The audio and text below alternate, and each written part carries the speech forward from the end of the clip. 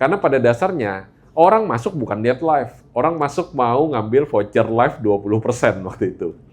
Karena sama Shopee masih di-push, bakar duitnya lah. Masih voucher live 20. Jadi pokoknya asal handphone mancep, duduk aja, sambil dengerin lagu, sambil ngomong apa nggak jelas, orang tetap masuk ke live dan tetap perform. Kalau kita ngomongin live deh sekarang ya. Oke. Sharing dong tentang pengalaman live-mu. Oke. Om Botak pernah saya ceritain, saya waktu itu ada teman saya yang jadi saat ini mungkin top 5 Shopee nasional ya, Kak Lila. Jadi saya sempat punya startup namanya Pesan Lokal tahun 2020, terus kita pivot jadi Arata Mart, jadi jualan sayur dan buah untuk Surabaya dan Sidoarjo. Partneran 4 orang. Jadi ada salah satu partner saya itu namanya Andri. Nah, Andri ini punya istri Lila. Tahun 2022 dia starting waktu itu nge-live di TikTok. Jadi affiliate. Apa adanya. Jalan sempet gede di TikTok, terus kemudian bulan Agustus 2023 TikTok di ban waktu itu ya. TikTok di ban, Shopee buka live affiliate. Dan waktu dia pindah ke Shopee, omsetnya sebulan pertama udah nyentuh angka 1M lebih langsung di bulan pertama. Karena ini partner saya lihat perjuangan dia kayak apa, menurut saya waktu itu affiliate ini very very good business. Karena nggak perlu nyetok, nggak perlu terima returan, nggak perlu ketakutan ke-fraud oleh karyawan, dan semua hal-hal lain yang kalau saya sebutkan bisa jadi separuh seller di sini nggak mau jualan lagi. Ya, jadi saya nggak usah lanjutkan. Nanti deritanya seller keluar semua. Jadi waktu itu saya lihat, wah affiliate ini benar-benar menjanjikan nih. Akhirnya saya cukup lama sih tersadarkan ya. Bulan 10-10 kalau nggak salah. Oktober 2024 akhirnya memutuskan untuk terjun juga ke affiliate. Saya ada ex-staff saya yang sempat kerja di perusahaan yang juga nge-live, saya tarik partnership. Akhirnya nge-live lah di rumah saya. Ada kamar di atas, nggak kepake, saya set up jadi studio. Namanya waktu itu kita pakai nama Cici Glowing. Jadi set up studio, karena saya orang fotografi lah ya, ngerti ini ya, set up-nya lumayan bagus menurut saya waktu itu. Secara tampilan oke, terus kita nge-live 15 jam sehari, jam 8 pagi sampai jam 10 malam ya, atau jam 11 malam. Inilah pokoknya 15 jam sehari. Hasilnya gimana? Luar biasa, bagus. Jadi saya nggak ngomong jelek, cuma pada saat terjadi perubahan di Shopee, terutama fase bulan April, Mei, Juni, Juli, waktu itu iklannya berubah jadi JMP Max. Awalnya masih iklan ROAS biasa, iklan biasa lah, standar, manual, tiba-tiba berubah jadi JMV. Ini iklan live? Iklan live, betul. Oh, jadi sebelum itu pun udah pakai iklan live? Sudah pakai iklan, sudah pakai iklan live. Karena waktu itu challenge-nya kita adalah musuh kita seller, brand. Jadi kalau kita ngiklan, kita bisa posisi kita lebih bagus daripada si seller. Kita perlu tahu kayak gini ya, bukan iklan Shopee. Shopee Live sama TikTok Live, traffic maker-nya beda. Kalau TikTok kan dari konten terus nanti tiba-tiba muncul. Sedangkan Shopee Live itu munculnya 80% lah kalau saya bisa bilang ya. Itu dari post product. Orang nyari produk, muncul sebuah produk, terus kemudian di kanan tengah ada orang lagi nge-live, betul ya? Baru dia klik di sana. Dan kenapa orang klik di sana? Mostly ngambil kupon live. Jadi kenapa dulu ada orang yang nge-live-nya apa adanya, nggak pakai lampu, nggak pakai setup, terus duduk diam, ya dibeli buat ini yang mau, ya silahkan diklaim vouchernya. Kayak gitu aja omsetnya bisa miliaran. Ini cerita nyata ya, beneran bisa miliaran. Karena pada dasarnya, orang masuk bukan lihat live. Orang masuk mau ngambil voucher live 20% waktu itu. Karena sama Shopee masih di-push, bakar duitnya lah, masih voucher live 20. Jadi pokoknya asal handphone mancep, duduk aja, sambil dengerin lagu, sambil ngomong nggak jelas, orang tetap masuk ke live dan tetap perform. di zaman itu. Tapi akhirnya mulai berubah, mulai harus ngiklan, harus aktif, harus ting ting ting ting. Dimana saya nggak melakukan itu karena berbekan. Kamar saya di bawah, nih kamar di atas. Kalau ting ting ting ting, saya juga aktif 15 jam sehari nanti. Jadi saya menghindari itu. Jadi saya anti ting ting ting ting. Walaupun secara teorinya itu masuk akal karena Shopee dan TikTok tuh ada secara algoritma ya. Dia ngelihat suara juga, keaktifan suara. Kalau TikTok udah ada face recognition dari dulu, Shopee akhir-akhir ini. Nah jadi saya akhirnya terjun. Bukan saya yang nge-live ya, karena namanya Cici Glowing, saya yang tampil kan menakutkan juga kan ya. Jadi saya nggak muncul, hire orang dan segala macam. Total ada sempat punya 8 host lah, 8 host yang dibayar satu kali datang mereka 3 jam sampai 4 jam tergantung. Jadi bayarannya mingguan, totalan lah dia aktifnya berapa jam. Itu jalan profitable sampai akhirnya sekitar bulan April Mei itu udah mulai berubah di mana ads cost itu bisa 50% dari komisi. Jadi misalnya sebulan komisinya sempat waktu itu 40 jutaan, iklannya 20 juta. Potong biaya, bayarin host dan segala macam, ya waktu itu net-netnya 7 jutaan lah. Ya kalau beli cireng masih dapat banyak sih. Tapi kalau misalnya dijadikan sebuah bisnis kok nggak oke gitu loh. Akhirnya dijalanin dan paling parah tambah lama tambah turun, bulan Agustus akhirnya saya putuskan untuk stop. Karena terjadi perubahan juga. Hampir semua brand yang waktu itu kita live kan, kita masukkan keranjang produknya dia, hampir semua sudah nge-live. Waktu itu penjualan saya paling banyak itu dari brand-brand Korea. Kayak Tir, terus The Alba, apalagi ya, Pyeongkangyul, sampai apalah, saya yang nyari produknya soalnya. Jadi ngeliatin itu semua, mereka jarang live. Jadi waktu itu produk itu diimpor sama Style Korea. Style Korea impor produk itu, mereka nggak punya tim live. Tapi kesini semua udah nge-live. Dan mulai bulan Juli Agustus, itu kalau toko nge-live, affiliate sangat sulit untuk muncul. Kesempatannya paling 5-10%-an lah. Jadi kalau sampai akhirnya waktu itu sempat saya bulan Mei Juni itu sempat ngerubah. Kita masih berusaha berjuang ya. Cara mencari produknya kita buka dulu brandnya, dia nge-live nggak? Kalau nggak nge-live baru masukin keranjang. Karena berarti kita masih punya chances untuk muncul di produknya dia. Tapi kalau tokonya udah nge-live, lupakan. Strateginya sampai seperti itu. Sampai host saya sempat ngomong, gimana kalau kita nge-live-nya jam 12 malam sampai jam 6 pagi aja ya? Kan toko jarang nge-live tuh. Saya ngomong, iya sih, tapi ya pembelinya juga jarang yang nge-live. Kecuali double date. Double date, the best time untuk nge-live atau jualan itu jam 12 sampai jam 2. Itu omset terbesar hari itu biasanya. Karena kan ngeset, dari tokonya kan ngeset promonya kan tanggal kan, berarti startnya ya 0001. Nah maka 2 jam itu omsetnya bisa bagus banget. Itu yang kita lakukan. Nah jadi kalau pertanyaannya, kondisinya gimana sekarang? Udah saya tutup. Per Oktober apa Agustus kemarin lah. September kemarin. Udah benar-benar ditutup. Sempat nyoba jadi cuma 4 jam sehari, not really works. Sempat pernah 2 jam nge-live, omsetnya cuma 200.000. 200.000 kalau komisinya 10%, 20.000 beliin aqua buat haus 2 jam itu sih habis. Jadi akhirnya saya ngomong, udah nggak ini lagi, udah nggak worth it lagi lah.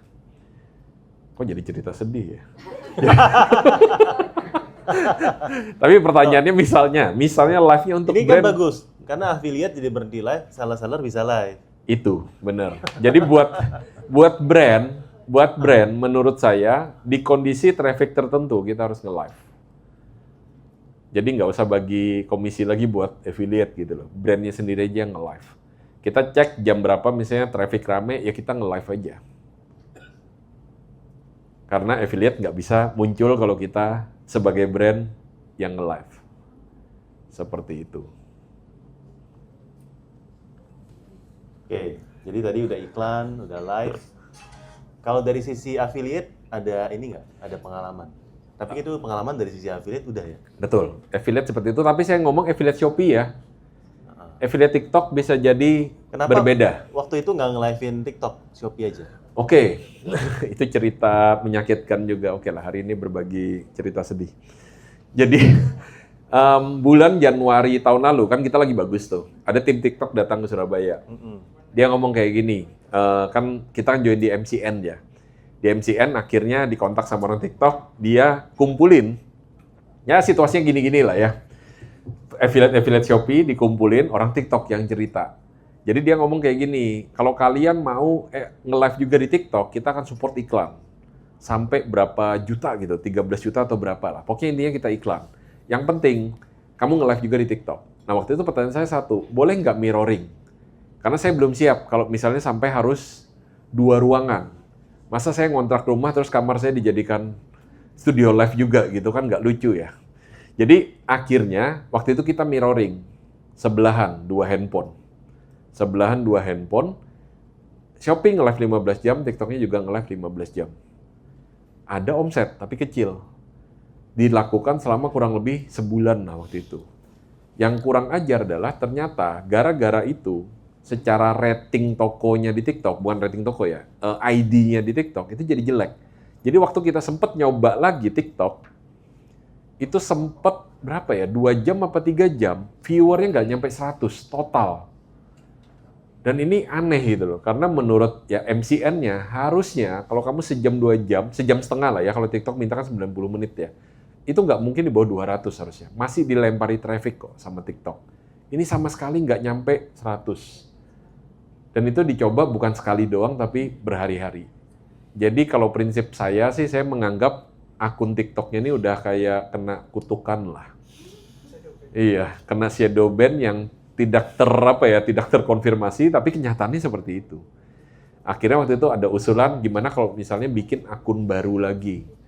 Nah tapi energi level saya udah nggak sesemangat itu ya, kurang motivasi. Akhirnya ya udahlah tutup sekalian. Karena cara jalannya di TikTok akan sangat berbeda. Harus main video juga, harus nge-live dan segala macam. Menurut saya, selama masih di tangannya platform, nasibnya si affiliate, itu akan sangat berat. Karena kayak gini, Shopee pun affiliate masih bisa jalan karena masih ada komisi tambahan dari Shopee. Kan? Nah itu, yang TikTok nggak ada ya? Betul, itu di TikTok nggak ada. Ya. Cuma bayangkan kalau Shopee sudah menghilangkan semua subsidi itu. Nggak ada komisi tambahan. Terus seller-seller udah tahu kalau mereka yang nge-live, mereka nggak perlu bayar affiliate. Ya udah dikecilin sekalian, which is sudah kejadian. Dengan iklan-iklan kayak JMP Max, kan kita bisa atur 2 kan sebagai toko ya. Kalau iklan biasa bukan dari affiliate, misalnya komisinya 10%, tapi kalau affiliate cuma jadi 2%. Kan seperti itu kan yang dilakukan. Di TikTok. Di TikTok. Yeah. Nah kalau di Shopee nggak bisa sih ya. Cuma misalnya bayangkan aja, someday brand ngerasa, saya pernah ikutan workshop juga tentang TikTok, dan itu diajarkan kalau bisa brand tuh punya 3-4 akun pemasaran sendiri. Jadi ngapain dia ngomong harus bangun jaringan affiliate? Mending lu kalau punya budget, bikin akun sendiri. Nah begitu saya lihat, affiliate buat brand, mostly brand, masih dianggap sebagai cost. Sebagai pengusaha, pengennya meningkatkan omset, menurunkan cost, betul ya? Kalau affiliate ini masih di kolom cost, bukan di kolom pencipta omset, maka pengennya adalah dikurangi atau dihilangkan. Sehingga menurut saya ini kondisi yang tidak ideal, karena tidak semua brand berpikir bahwa affiliate itu sebenarnya bisa jadi marketing sebenarnya, bisa jadi pencipta omset. Buat sebagian besar orang masih dianggap sebagai cost. Terus saya tanya di sinilah, seller yang punya banyak affiliate, ngerasa affiliate itu cost apa investment? Oke, sebagian investment, sebagian cost. Which is sama-sama benar. Tergantung strateginya kita, tergantung cost structure-nya di awal. Banyak yang menganggap sebagai cost, karena cost structure-nya di awal tidak memasukkan komponen affiliate. Sehingga waktu dimasukkan komponen affiliate, langsung rasanya, loh kok jadi ngurangi profitku ya? Beda kalau dari awal, si sellernya memang udah cost structure-nya udah langsung memasukkan affiliate. Terutama yang brand-brand baru biasanya, dia langsung bikin HPP itu 30 atau 40% dari harga jual. 30% atau 40%, jadi marginnya masih ada 60-70% gross margin ya. Potong marketplace fee berapa? 15% misalnya. Terus ikut campaign macam-macam, anggap 5%. Total udah 20%, affiliate fee 10%. Udah 30%. Berarti strukturnya adalah 30% HPP, 30% platform, 40%-nya masih gross margin yang masih harus dipotong bayar gaji pegawai, sewa tempat, retur, dan lain-lain. Nah, cara jalannya cost structure-nya udah disusun seperti ini. Jadi kalau kita mikir, gross margin HPP ku 70%, gross margin ku 30%, ya lupakan strategi affiliate dan live dan segala macam strategi lainnya. Karena pasti nggak nutut, pasti udah nggak bisa mainnya. Cerita sedih lagi ya, mukanya kelihatan. Berarti nggak bisa dong gitu. Bukan kayak gitu. Berarti produknya memang harus dilihat lagi, direcek lagi, kembali ke fundamental. Seperti itu. Kalau dari sisi operasional, Oke. Ya mungkin di Plaza Kamera atau klienmu, seberapa penting sih punya satu tools untuk membantu proses pesanan dan stok? Oke, kita masuk ke sesi sponsor. Oke. Saya pakai Desti udah lumayan lama ya. Dari awal-awal Desti Omni itu ada. Udah berapa ya? 2,5 tahun? Ya 2 tahun lah, minimum udah 2 tahun. Jadi pada saat itu memang problemnya kita adalah mengelola toko. Nah, saya ini aliran single brand store. Which is saya sesali sih. Jadi saya ini aliran membangun brand, ya udah Plaza Kamera punya satu doang. Plaza Kamera di Shopee, Plaza Kamera di Tokopedia, Plaza Kamera di Blibli dan segala macam, satu doang. Saya punya teman 5 tahun lalu pas awal-awal Covid, saya berkunjung ke kantornya dia, brandnya sangat terkenal, warnanya orange, dikira-kira sendirilah, Surabaya juga. Itu waktu saya datang ke kantornya dia punya 34 toko di Shopee, 34 toko di Tokopedia, dan semuanya itu jalan. Jadi timnya dia, itu di kantornya dia lantai 5 atau lantai 6 tuh, ya 2 hall kayak gini, itu semua satu toko ada 2 orang. Satu bagian nge-post produk, satu bagian optimasi, iklan, dan segala macam. Jadi 34, ada 68 orang. Jadi dia meja di sini, terus ini semua timnya. Jadi udah kayak jenderal berperang gitu loh. Jadi 2 orang pegang satu nama toko. Jadi namanya brandnya terus dikasih official Malang, official Surabaya, official Jakarta, ada apa gadget dan segala macam lah. Waktu itu saya lihat, apa kamu nggak repot ya ngurusin sedemikian banyak toko? Saya ngurusin toko beda-beda aja, ngurus stoknya aja repot. Karena saya punya toko offline juga kan, ada toko fisik juga. Kadang kalau misalnya terjadi penjualan sini, terus ini nggak update, terus tiba-tiba ada pesanan, kita membatalkan, rating turun. Sehingga waktu itu kita juga nyari tools yang bisa untuk mensinkronisasi semua ini. Bahkan saya termasuk yang di awal-awal waktu dulu pernah nanyain ke Tokopedia, minta API, connect API. Karena waktu itu tahun 2016, saya punya software di back-end itu udah connect semua. Jadi di website stok berapa, di toko fisik berapa, di gudang berapa, di Jakarta berapa, semua bisa online. Waktu itu kita udah mengenal sistem API. Di mana waktu itu saya ngomong API, jarang sekali ada orang tahu. Tapi per hari ini rata-rata udah tahu lah. Nah, jadi begitu keluar Desti, sebenarnya sebelum Desti pun ada ya yang beberapa yang lain. Atau sekarang katanya nggak boleh ngomongnya Desti, tapi harus Mekari Desti, oke. Sesuai ini perintah sponsor ya. Jadi begitu Mekari Desti keluar, ya saya langsung pakai karena menurut saya ini memudahkan mengkonekkan semua under satu dashboard. Jadi saya pakai waktu itu Desti Omnia sama Desti Chat. Karena waktu itu problemnya juga chatnya sih. Bukain satu-satu itu juga repot banget. Jadi bisa dibilang dari awal karena saya termasuk orang sistem ya tadilah karena lulusan informatika dari US. Jadi berpikirnya itu kan maju gitu ya ke depannya. Kita konekkan dan segala macam. Dan beruntunglah karena dulu mengkonekkan segala macam itu bayar software atau programmer itu mahal. Karena kan custom kan. Puluhan juta. Desti langganannya berapa? Murah banget kan. Bukan langganan lagi. Bener-bener per Terpakai. orderan, per pakai. Jadi buat saya sih ini solusi yang bener-bener ya very very cheap sih. Dibandingkan karena saya dulu bangun sendiri ya. Website bangun sendiri, back-end bangun sendiri, semua bangun sendiri dan itu cost-nya puluhan, mungkin bisa ngomong ratusan sih, ratusan juta. Makanya mindset-nya kalau lihat software kayak gitu ya, kisaran murah-murah berapa ratus ribu itu bawaannya udah, ini murah banget sih. Kok bisa? Karena dulu udah mengalami fase-fase mahal. Satu mahal, kedua waktu itu ngonekkan dari website ke POS software, waktu itu saya pakai Omega. Dia udah support API, cuma ngonekkan ke website saya pakai WordPress, pakai WooCommerce, nah itu harus ada plugin di tengah. Itu nyari orang yang bisa bikinkan database penengah ini supaya bisa push, itu aja setengah mati. Akhirnya dapat di Jakarta, ketemu berapa kali, ya keluar proposal berapa puluh juta, ya bayar. Karena nyari orang yang ngerti itu aja susah. Di zaman itu. Sekarang, ini kan Mekarin Desti udah disodorin. Terus pakainya berapa ratus rupiah doang per orderan. Ya murah banget lah. Dan itu membantu dalam apa?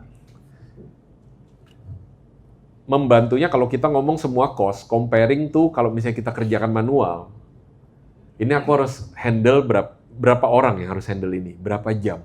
UMR kan akan naik terus kan ya. Nggak ada lah gaji turun gitu ya. Gaji akan naik terus, sehingga kos-kos apapun ini, kita harus comparingnya ke biaya orangnya. Jadi kalau misalnya dengan tools ini semua, ya Desti Chat, Desti Omni, dan segala macam, atau ya software apapun di luar sana, misal bisa menghemat 4 jam sehari. Menghemat 4 jam sehari. Atau 2 jam lah ya, 4 jam terasa berlebihan. 2 jam sehari. Berarti setara 1/4 satu orang lah, jam kerja satu orang.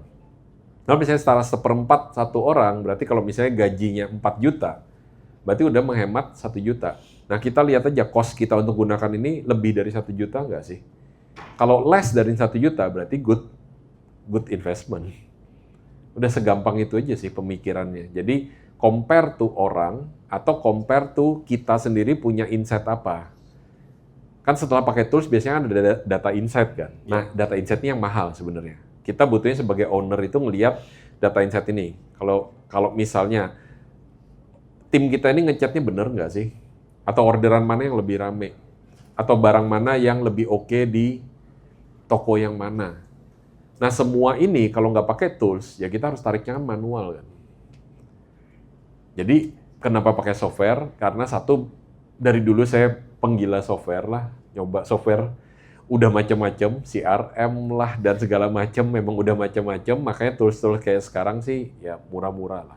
Kalau buat saya sih murah-murah sih. Nah, kebetulan nanti ada promonya, jadi Oke. lebih murah lagi ya. Kebudget deh. Bisa lebih murah. Buat tekan cost, soalnya di tahun ini memang kita perlunya efisiensi ya, salah satu. Betul. Sudah murah, tapi kalau bisa lebih murah lagi ya why not Iya, lah ya. karena promo kayak gini tuh ada kalau misalnya Om Botak datang untuk bikin acara aja. Makanya banyak yang kangen. Kangen sama Desti sebenarnya. Mukanya diskon soalnya. Wah, ada Om Botak nih. Makanya tadi ada yang saldonya habis nunggu acara dulu katanya. Wah, luar biasa. Iya. Oke, saya mungkin boleh minta satu pertanyaan dari teman-teman, ada yang mau nanya nggak sama Om Riko? Ini jarang-jarang ya. Teman-teman kalau ikut bisnis coachingnya dia lumayan ya. Ya, Lumayan lah. mau buka ini promosi? Nggak usah. Nanti kontak aja ya. Belum cari klien. Oh, belum cari klien, dia nggak butuh klien. Luar biasa. Ada yang mau nanya? Ya, silakan Om. Ini, boleh. Teriak aja, Om. Ya, teriak aja deh. Ya. Badannya gede kok. Harusnya suaranya kenceng. Tadi kan dijelasin ya, kalau kita mau iklan, Ya. Kalau mau ngiklan, yang laris ya. Ya. Contohnya kayak gini. Ini saya ngiklan satu produk, Oke. ROAS-nya jelek, tapi kalau dibandingkan sama penjualannya bagus. Bentar. ROAS-nya jelek tapi dibandingkan penjualan bagus. Oke. Berarti penjualan ROAS itu kan yang dari iklan. Berarti secara persentasenya nggak banyak. Jadi secara penjualan iklannya jelek berarti. Oke. Mungkin lebih ke organik kali ya. Oke, organiknya bagus. Nah, Ya. gitu. Kayak kalau gitu iklannya mau dikejar jalan atau gimana? Oke. Pernah dilihat total penjualan, terus kalau dari ROAS kan harusnya ada total penjualan iklan kan? Iya. Total penjualan iklan itu berapa persen dari keseluruhan omset? Kalau Kira-kira. ROAS-nya anggap aja ROAS-nya cuma 5 gitu. Oke, ROAS-nya 5. Cost-nya berapa? Tapi kalau cost dibanding ke penjualan aktual, mungkin bisa kurang lebih 10 lah. Oh, oke. Oke. Kayak gitu. Tetap Berarti dijalanin atau enggak? Soalnya kan ada teman saya ya. Kalau lu iklan udah jelek, ya udah matiin aja. Soalnya iklan tujuannya kan untuk selling. oke. Kalau mau fix ya, apakah beneran works atau enggak? Ya nggak apa-apa sih tadi, iklan dimatiin. Tapi kalau saya nggak berani sih. Apalagi kalau kita ngomong angkanya besar. Karena kalau iklan dimatiin, terus nanti dinyalain lagi, dia takes time untuk algoritmanya jalan. Kita kan sekarang hidup di mana semua itu dijalankan oleh algoritma ya. Termasuk klien saya pun, kita pakai Google Ads, pakai Meta Ads, dan iklan-iklan lainnya. Itu selalu saya minta jangan benar-benar dimatiin, terutama yang iklan yang perform. High performing iklan itu jangan dimatiin. Karena kayak gini aja deh jawabnya. Saya punya rumus itu namanya domination. Dan ini saya buktikan karena ya kebetulan cukup tua lah ya. Sehingga pengalaman saya cukup panjang. Jadi sebenarnya saya menang pengalaman aja sih. Saya buka Plaza Kamera itu tahun 2000, awalnya sebagai hobi 2009. Waktu itu di sebuah forum. Namanya Alvarian, karena saya pakai Sony Alpha. Terus benar-benar Plaza Kamera itu 2011. Jadi saya ngalamin zamannya Kaskus. Oke, ada Kaskuser di sini? Sundul Gun, oke, saya lemparin cendol gitu ya. Jadi ini istilah-istilah Kaskus ya. Di zaman itu kita udah hidup, perasa purba banget sih sekarang. Tapi dulu FJB kan, semua FJB. Paling populer dulu Black Panda sampai Kasus akhirnya. Nah, di zaman itu adalah Kaskus itu bagaimana kita menguasain kategori kita, thread kita banyak. Sehingga yang kita lakukan adalah nyundul 3 kali sehari kan. Jam 9, jam 12, sama jam 4 biasanya saya sundul. Supaya muncul lagi. Jadi kita domination result di thread. Itu yang saya lakukan. Fase 2011 sampai 2014. 2013. 2013, Kaskus sudah mulai drop. Waktu itu kena DDoS attack. Saya udah punya website plazakamera.com. Nah, waktu plazakamera.com, gamenya adalah bagaimana mendominasi halaman satu Google. Apa aja yang didominasi? Iklan. Di atas muncul kan 3 biasanya. Terus yang di bawahnya organik sama maps. Sama beberapa kadang YouTube lah keluar juga. Kalau how to, bagaimana cara dan segala macam, itu selalu YouTube keluarnya. Itu yang saya kuasain. Jadi waktu itu saya punya tim, ads ada, kita beriklan di Google Ads, optimasi maps yang kita optimasi, organiknya kita optimasi, sampai YouTube pun saya punya tim 2 orang khusus bikin video YouTube. Karena saya mau kalau orang nyari barang apapun terkait dengan kamera, foto, video, Plaza Kamera ini muncul di mana-mana. Intinya dominating. Nah, apa yang terjadi kalau misalnya saya mengerjakan salah satu doang? Oh, ternyata search iklan resultnya not too good. Bisa aja sih saya keluarkan. Apakah tetap perform? Harusnya sih tetap perform karena organiknya masih jalan. Tetapi saya tidak mendominasi lagi. Bedanya di situ. Nah, itu saya lakukan. Terus fasenya berubah ke marketplace. Ingat teman saya yang tadi saya ceritakan, punya 34 pasukan, 34 toko. Saya waktu itu nggak nyadarin. Saya mencela sih. Tokonya masih bagus kan? Sudah nggak kesana lagi. Coba saya ceritakan fase ya. Fase. Waktu tahun 2019 atau 2020 itu lah, saya lihat kayak gitu kok harusnya ini not good ya. Tapi saya salah. Saya akuin saya salah. Karena apa? Dia dominating the search result. Dia punya 30 sekian toko. Search result itu kan sekitar 20 ya, kalau nggak salah ya. 20 di depan. Sebelum unlimited scroll lah ya. Kalau di desktop juga kan ada next page-nya kan. Misalnya 20. Cari produknya dia aksesoris gadget, handphone. Kalau cari produknya misalnya kabel data, power bank. Tokonya dia muncul di mana-mana. Akhirnya orang yang nggak tahu brand, tiba-tiba ngeliat brandnya dia, oh ini brand populer. Karena dari 20, mungkin 12 brandnya dia dari toko yang berbeda-beda. Ini yang saya miss. Karena dia dominating the search result on marketplace. Which is, sejak tahun 2017-2018, orang udah berubah dari nyari barang dulu lewat Google, udah langsung primary-nya ke marketplace. Siapa di sini yang nyari barang masih lewat Google? Beberapa mungkin, kalau nyari grosir, nyari distributor, nyari jasa, mungkin masih Google. Tapi kalau nyari spesifik barang, casing handphone, tripod, mic, masih buka Google? Enggak kayaknya. Dan fase itu berubah di tahun 2017-2018. Sehingga mindset saya waktu itu masih bagaimana menguasain dominating the Google search result. Itu udah berubah. Siapa yang berubah? Bukan saya loh. Yang berubah kita semua. Market behavior-nya yang berubah ke marketplace. Dan teman saya tadi, dia udah memikirkan how to dominating the search result on marketplace. Which is saya nggak sadar waktu itu. Dan setahun 2 tahun terakhir, sebenarnya game-nya udah berubah lagi. Bukan berubah dari sisi ininya, tapi marketnya yang berubah, yaitu dominating the video sekarang. Sehingga banyak tools bagaimana caranya bikin video sebanyak mungkin. Klien saya yang tadi naik omset 3 kali lipat, itu per bulan, kita track soalnya new video dari dia dan dari affiliate, itu 1.200-an new video every month. Nah, ini yang kita lihat harusnya kita tetap melakukan dengan pace seperti ini. Jadi, new affiliate harus dibentuk sekitar 250 setiap bulan, dan mereka diminta 3 video, plus dari affiliate-affiliate yang lama, terus dari internalnya dia juga ada sekitar 200-300 video setiap bulan. Jadi, total in a month, every single month ada 1.250 new video. Karena itu kita tahu game-nya adalah dominating the video. So, mindset-nya adalah sebenarnya how to dominate the search result atau customer kita ini adanya di mana, bagaimana caranya kita dominating matanya dia atau attention-nya dia. Jadi kalau saya tadi search result-nya iklannya ROAS-nya jelek, saran saya sih testing, coba kurangi separuh dulu, mengganggu nggak? Kalau nggak, ya berarti nggak usah dinaikin lagi budgetnya.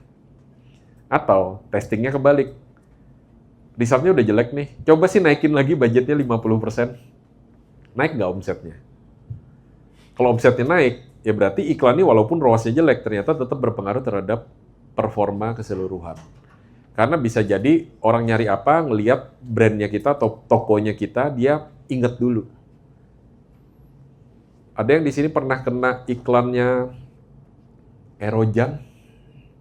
Cowok-cowok, gak usah malu-malu, karena itu mereka budget iklannya per bulan itu miliar. Makanya kalau kena wajar, kalau kenanya sekali itu nggak wajar. Biasanya kalau kena berkali-kali, karena setiap bulan miliaran omsetnya. Bukan omsetnya, budget iklannya. Apalagi omset. Nah kalau iklannya aja segitu kan, kalau omsetnya udah nggak nutup di bulan pertama ya selesai. Sampai hari ini iklannya masih jalan kok. Jadi harusnya dicoba aja sih. Itu Erojan itu juga berusaha dominating the impression lah di sosial media, terutama buat cowok. Pasti cowok sih, dia nggak muncul kalau di cewek. Kayak gitu. Semoga menjawab ya Om ya. Kalau puas, kayaknya nggak puas, saya bukan pria pemuas soalnya. Ya. Oke, kita akan sambung ke sesi kedua ya? Ya, silakan. Thank you teman-teman. Oke, thank you teman-teman. Terima kasih banyak.